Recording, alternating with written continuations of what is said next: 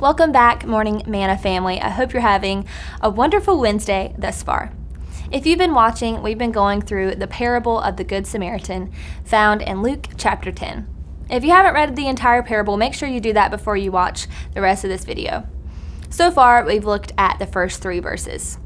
A lawyer puts Jesus to the test and asks Jesus the way to inherit eternal life. He asked his question not in search for information, but to see what kind of answer Jesus would produce. Jesus simply referred him back to the law and responded with the question. "What is written in the law?" he replied. "How do you read it?" The lawyer answered, "Love the Lord your God with all your heart, with all your soul, with all your strength, with all your mind, and love your neighbor as yourself." Jesus commended his answer and said, "Do this and you will live." Jesus knew the man could never fully love God and people perfectly. He's human. He wanted the man to see it too. But the lawyer could not let it rest there.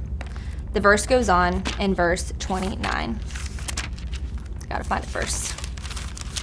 Here we go.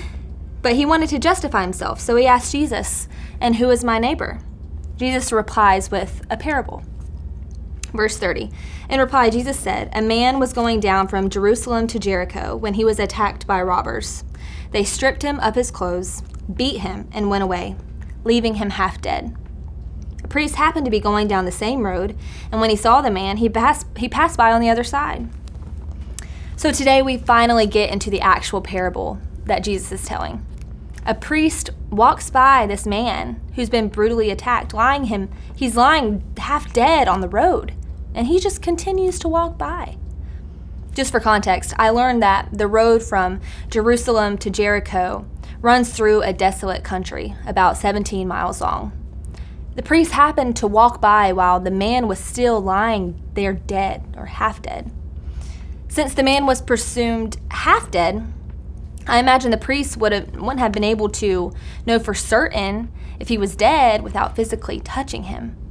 But you see, if he touched him and he was actually dead, then the priest would have incurred the ceremonial defilement that the law forbade. By not touching him, he could be sure that he would remain pure.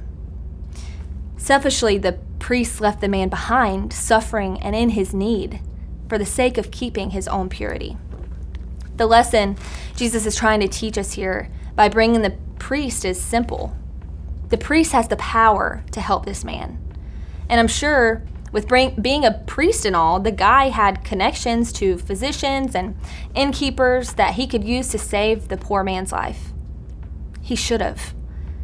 Those who have power should use it to help others who don't. If you found yourself in this situation, what would you have done? Join me tomorrow as we continue our study.